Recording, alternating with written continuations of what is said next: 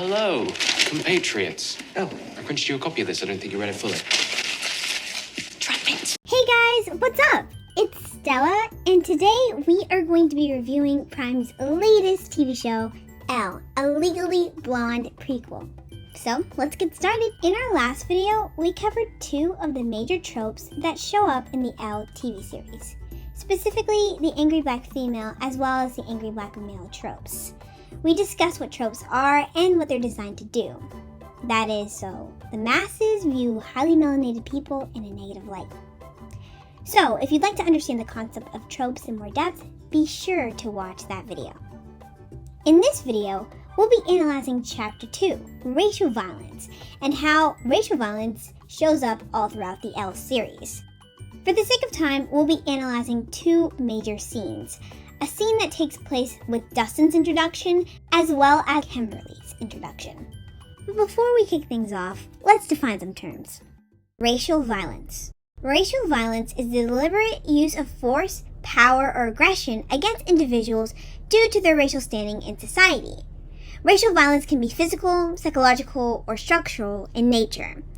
For this video, the racial violence we will be discussing is psychological in nature. In Dustin's scene, we watch the character of Dustin attempt to run a school auction by selling items. But because he's a highly melanated and attractive male, the writers make him incompetent and ineffective in this task. She knows it, they know it, everyone knows it. Except for him. And if you watch closely, while the entire crowd is shown to be rejecting Dustin, the highly melanated female is the only one that the script has verbally reject him. Any starting bits? Remember this detail, because it's a pattern you will notice all throughout Elle. Whether they are in the background or their main characters, highly melanated people will always be seen rejecting one another. This is when the character of Elle fulfills the trope of the white savior, saving the day.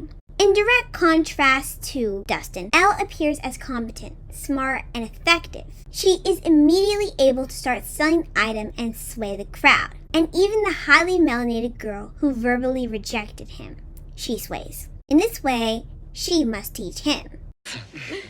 What are you doing? I am helping the support staff of this school. As a result, the highly melanated male is left standing there, embarrassed, unable to do anything, but simply be taught. In this scene, racial violence is normalized. A white female can come in, take a highly melanated man's idea for herself, and can appear 10 times better than he ever was or will be. This is a fantasy, but Elle portrays it as a reality. In similar circumstances, the audience watches the exact same thing happen all over again. In The Death of a Friend, the highly melanated girl gets up to speak. Having gotten drunk, she begins to speak but slurs her words. She must be drunk, and everyone must see that.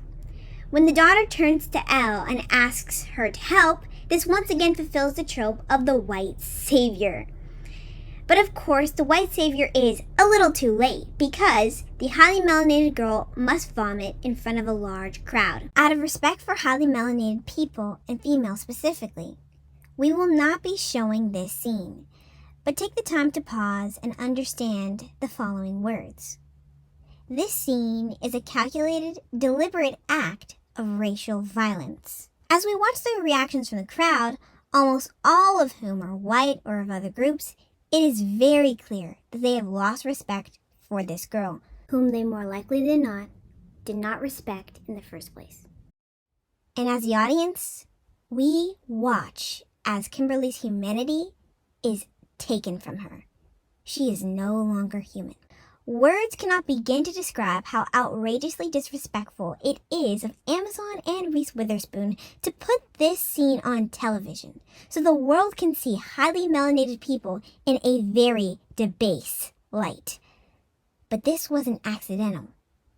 It is very intentional. While highly melanated characters are often portrayed in negative lights like these, white characters are not portrayed in nearly the same way. And remember what I said about highly melanated people selling each other out? If you zoom in, look at who's giving this attractive girl the side eye.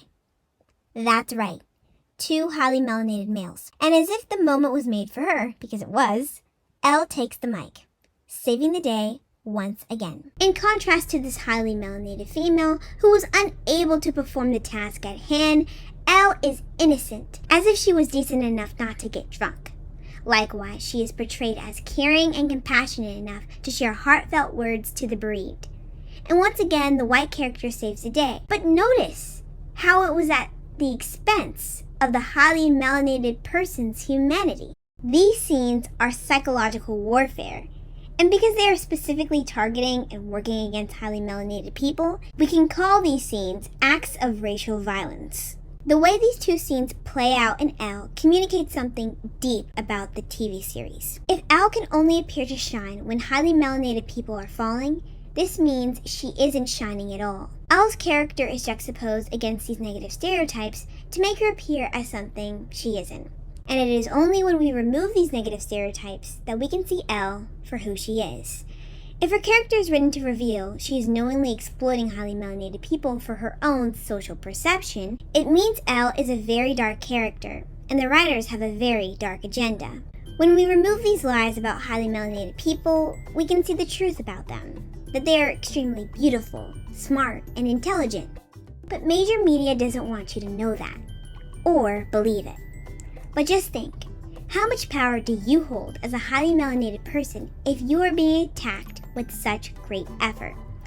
When watching Elle, remember, you aren't just watching TV. You are being indoctrinated, socialized, and conditioned to believe lies about highly melanated people. The media makes highly melanated women rude, crude, and dudes. And it makes highly melanated men mean, weak, and cheap. And if you didn't know, now you know. Please like this video, comment down below, and subscribe to our YouTube channel if you would like to see part 3, where we cover in depth how the Elle TV series is trying to affect marriage statistics. Thanks for watching. Until next time.